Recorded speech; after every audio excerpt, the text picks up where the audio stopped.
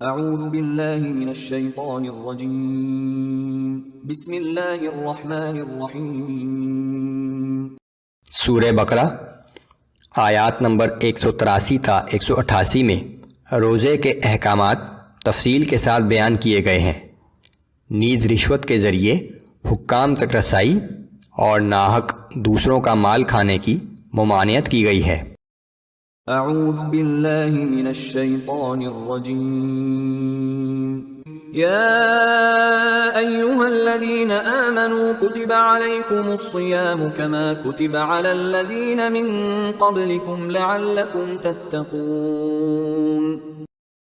اے ایمان والو، تم پر روزے اسی طرح فرض کیے گئے ہیں جیسے تم سے پہلی امتوں پر فرض کیے گئے تھے تاکہ تم پرہیزگار بن جاؤ۔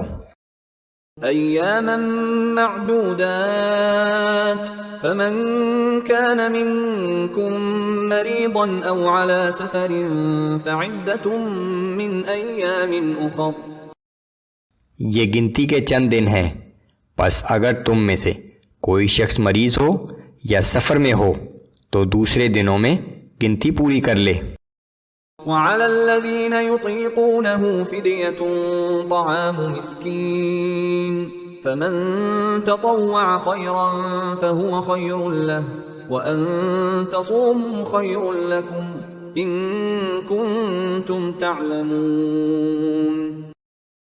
اور جو مریض یا مسافر ایک مسکین کو کھانا کھلانے کی طاقت رکھتے ہوں ان کے ذمہ ایک مسکین کے کھانے کا فدیہ ہے۔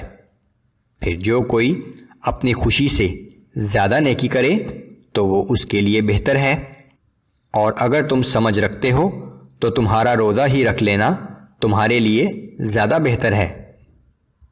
یہ ابتدائی احکام تھے جس میں مریض اور مسافروں کو یہ سہولت تھی کہ بعد میں روزے رکھنے کے بجائے وہ مسکین کے کھانے کی شکل میں ان کا فدیہ ادا کر دے، لیکن اگلی آیات جو تقریباً 1 سال کے بعد نازل ہوئیں اس میں یہ فدیہ کی اجازت منسوخ کر دی گئی۔ شہر رمضان الذی انزل فیہ القرآن ھدی للناس وبینات من الھدی والفرقان فمن شہد منکم الشہر فلیصم۔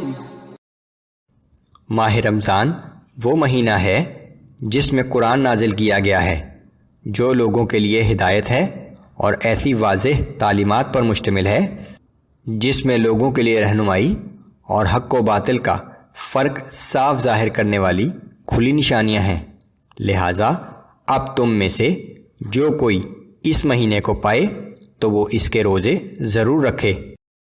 ومن كان مريضا او على سفر فعدة من ایام اخر۔ اور اگر کوئی شخص بیمار ہو یا سفر میں ہو اور روزے نہ رکھ سکے تو دوسرے دنوں میں گنتی پوری کر لے۔ يريد الله بكم اليسر ولا يريد بكم العسر ولتكملوا العدة ولتكبروا الله على ما هداكم ولعلكم تشكرون۔ اللہ تمہارے لیے آسانی چاہتا ہے، مشکل نہیں چاہتا۔ یہ رعایت کے احکام اس لیے دیے گئے ہیں تاکہ تم گنتی پوری کر سکو، اور اس لیے کہ اس نے تمہیں جو ہدایت عطا کی ہے اس پر اللہ کی کبریائی کا اعتراف کرو اور اس کے شکر گزار بندے بن جاؤ۔ وَإِذَا سَأَلَكَ عِبَادِي عَنِّي فَإِنِّي قَرِيبٌ أُجِيبُ دَعْوَةَ الدَّاعِ إِذَا دَعَانِ فَلْيَسْتَجِيبُوا لِي وَلْيُؤْمِنُوا بِي لَعَلَّهُمْ يَرْشُدُونَ۔ اور اے پیغمبر صلی اللہ علیہ وآلہ وسلم، جب میرے بندے آپ سے میرے متعلق سوال کریں تو انہیں بتا دیں کہ میں ان کے قریب ہی ہوں۔ جب بھی کوئی شخص مجھے پکارتا ہے میں اس کی پکار کو سنتا ہوں اور اس کو جواب دیتا ہوں، لہٰذا انہیں بھی چاہیے کہ میری فرما برداری کریں اور صرف مجھی پر ایمان لائیں تاکہ وہ ہدایت پا جائیں۔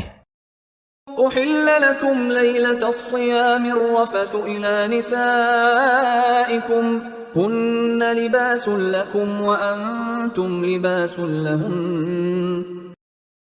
تمہارے لیے ماہ رمضان کی راتوں میں اپنی بیویوں کے پاس جانا حلال کر دیا گیا ہے، وہ تمہارا لباس ہیں اور تم ان کا لباس ہو۔